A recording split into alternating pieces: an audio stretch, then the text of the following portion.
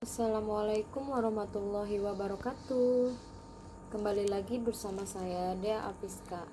Nah, di video kali ini saya akan menjelaskan apa itu oscillator dan cara kerjanya. Yuk disimak. Bagi kalian yang belum mengetahui apa itu oscillator, di sini saya akan menjelaskan secara detail bagaimana cara kerja dan konseptual oscillator tersebut.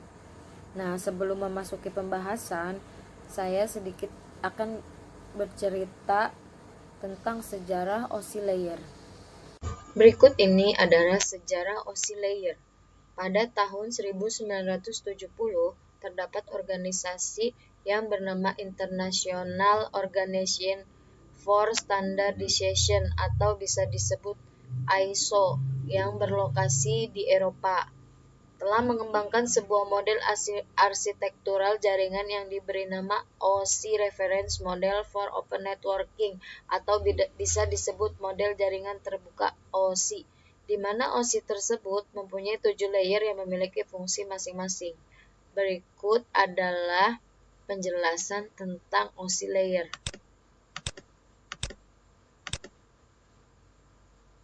Apa itu OSI layer atau pengertian OSI layer? Yaitu Open System Interconnection atau OSI adalah model referensi yang diciptakan dari sebuah kerangka yang bersifat konseptual.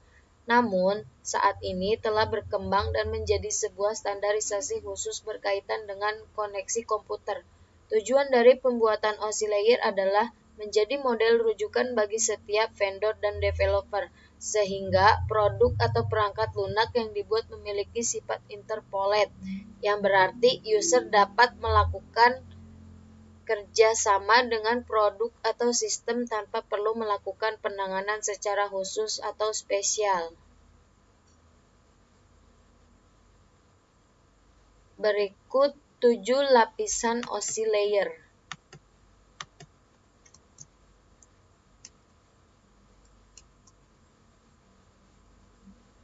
Yang pertama, physical, yang kedua data link, yang ketiga network, yang keempat transport, yang kelima session, yang keenam presentation, dan yang terakhir yaitu application. Berikut penjelasan mengenai 7 model OSI layer. Lapisan yang pertama yaitu physical layer. Model OSI layer yang terakhir, yang paling bawah yaitu lapisan pertama, dan yang paling utama adalah physical layer. Fungsinya adalah untuk mendefinisikan media transmisi jaringan, sinkronisasi byte, metode pensi nyala, serta membangun arsitektur jaringan seperti pengkabelan dan topologi jaringan.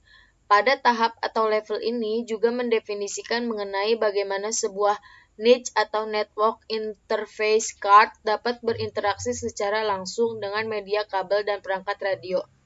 Untuk setiap pengiriman data melalui tipe layer dapat dianalogikan seperti Anda mengirim surat.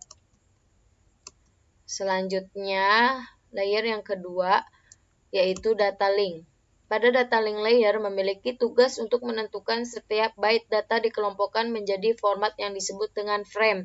Nah, pada level ini juga terjadi koreksi kesalahan, flow control, pengalamatan hardware atau perangkat keras seperti halnya pada mesh atau media access control address, serta menentukan bagaimana perangkat jaringan seperti hub, repeater, bridge, dan switch pada layer 2 dapat beroperasi.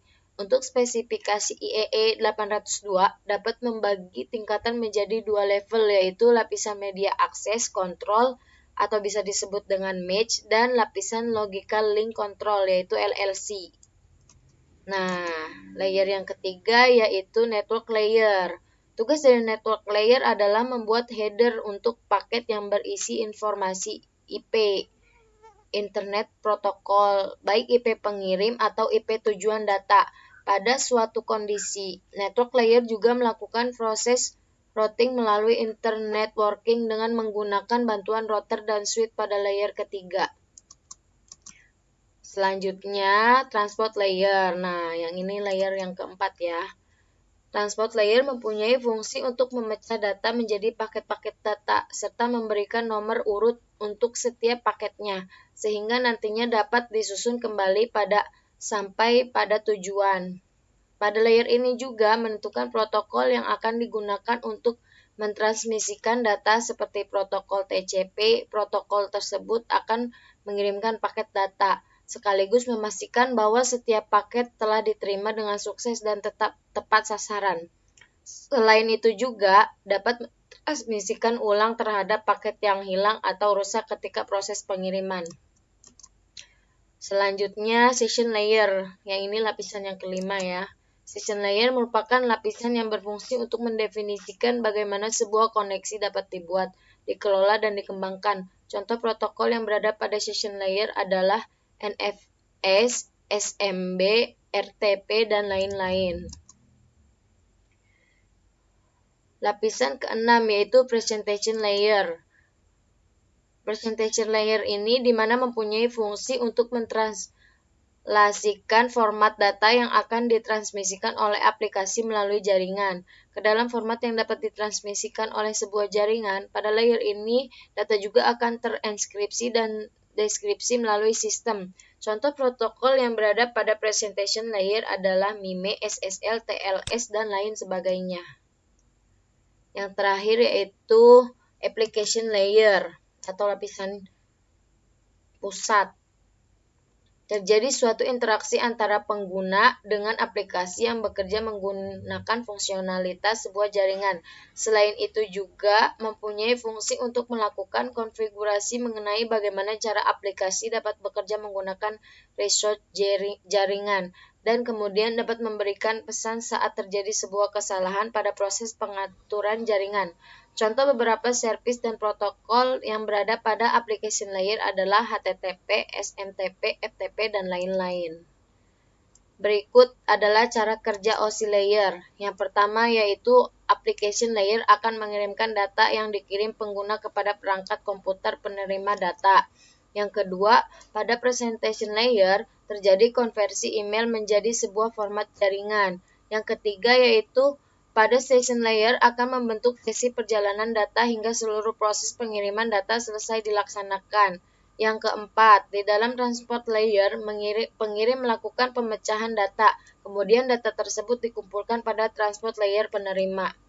Dan yang kelima yaitu network layer membuatkan sebuah alamat sehingga dapat menuntut dan mengarahkan data hingga sampai pada tujuan yang benar.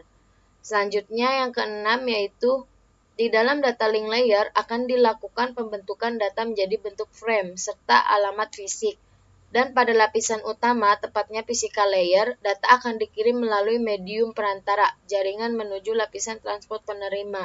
Dan yang terakhir yaitu alur jalannya proses akan berbalik dari physical layer menuju application layer. Nantinya akan mengarah pada jaringan komputer penerima. Jadi gitu teman-teman penjelasan OSI layer dan cara kerjanya. Semoga bermanfaat. Terima kasih. Assalamualaikum warahmatullahi wabarakatuh.